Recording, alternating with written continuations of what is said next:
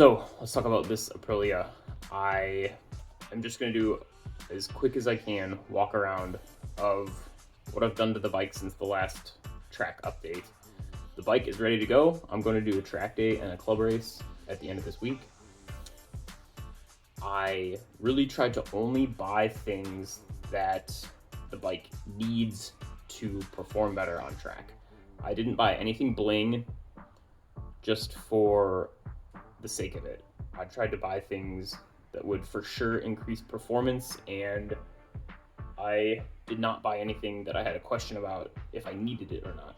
So you'll see I didn't buy rear sets because I don't know if I need them yet or not. I know a certain someone in Moto America podiumed with the stock rear sets on this bike. So I'm hoping I can do the same. I'm not gonna do the same, but I'm hoping it's good enough for me. That's just an example. So let's just walk around the bike. Let's start at the back. So you'll see I got a pipe. I'll mention it too when I talk about the bodywork, but the stock pipe will not fit with the Sebi Moto bodywork that I got. I had to get a pipe, and then I also got a race ECU from Af1 Racing. You can see it right here. This is the ECU from Af1, which has the Aprilia race software on it.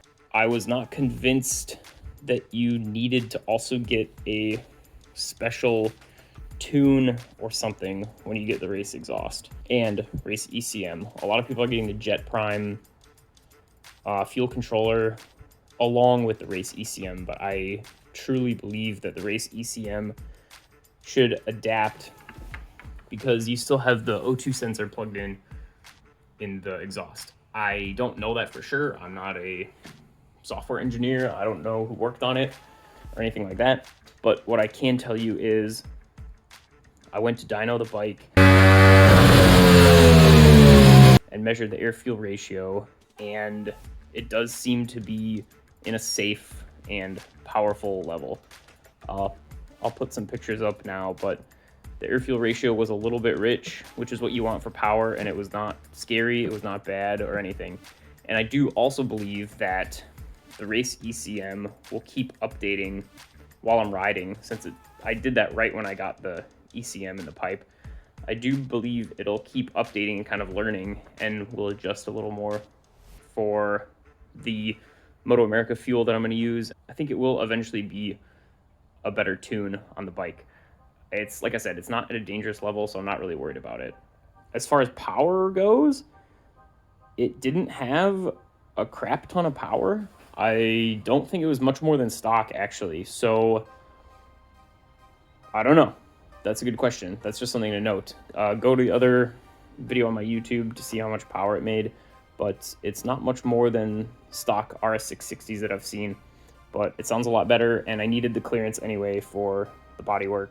The other nice thing with the race ECU is I flipped this guy to put it into race shift or GP shift, and this way the push-pull sensor gets reversed. I read in the instructions when you switch the shift, just do the first two shifts with the clutch, and then it'll learn and change the quick shifter. So I did that on the stand, and I just did 2 shifts in GP shift with the clutch, and then the quick shifter works. So that's pretty badass, because if you don't have the race ECM, you have to go to the dealer and they can switch the shift sensor for you, but the race ECM just does it automatically. Easy peasy. That's really nice. What else did I do? I got a titanium axle nut from Lightweight Racer. I also got a titanium oil drain plug that's safety wired from Lightweight Racer here. So I also got this mount from 419 Racing. I bought it from SportbikeTrackGear for Aim Solo 2 DL mount. These cables, this is measuring CAN off the bike. The CAN network is how all the ECUs on the motorcycle talk to each other. So these cables usually from the Aim Solo 2 to the motorcycle, it connects here to the motorcycle. This is the OBD2 connector. Usually those cables are like, I think they're like $80 or something.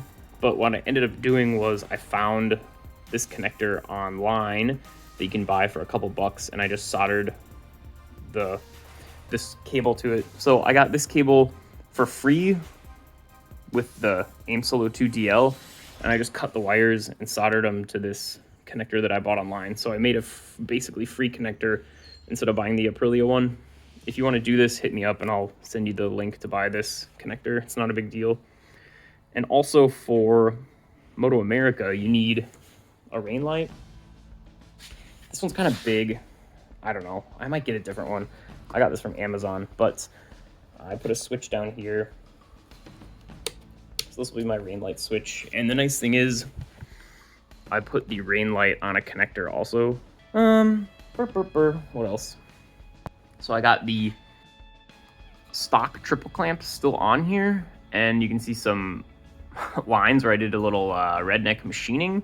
The normal clip-ons there's like a piece that comes off the triple clamp up to here, and then the normal clip-ons bolt to that. And a lot of people buy the like Woodcraft triple clamp because they just think that's in the way, that piece is still in the way. I'll put some pictures up here so you can see what I'm talking about. But all I did was get this milled to be flat to this surface so that it that extra piece is gone and you can fit your lap timer mounts and stuff. So I got the Woodcraft 2-piece clip-ons, which are really nice because they bolt on both sides. So you don't have to take the forks, you don't have to drop the forks to get the clip-on piece on, which I think is super nice. They're worth it. And the riding position with these clip-ons are a lot nicer than the stock ones where they're up here. But yeah, did a little redneck machining there. Turned out okay. Yeah, I don't mind making stuff. So this is just an example of something I didn't need to buy the Woodcraft triple clamp. I mean, it is a baller thing to have, but cutting this piece off is just the same, and it says Aprilia. It says Aprilia on it, so it's probably faster anyway. Brakes are stock pads, stock calipers, stock ABS. I want to try the electronics fully stock on the track just for fun, so I didn't mess with any of that. We'll see if I need new pads or something. I got my transponder on also on a connector. So transponder's on a connector here so that I can switch it between my two bikes. So let's talk suspension. I got the Öhlins shock that they sell for this bike, and I got the Andriani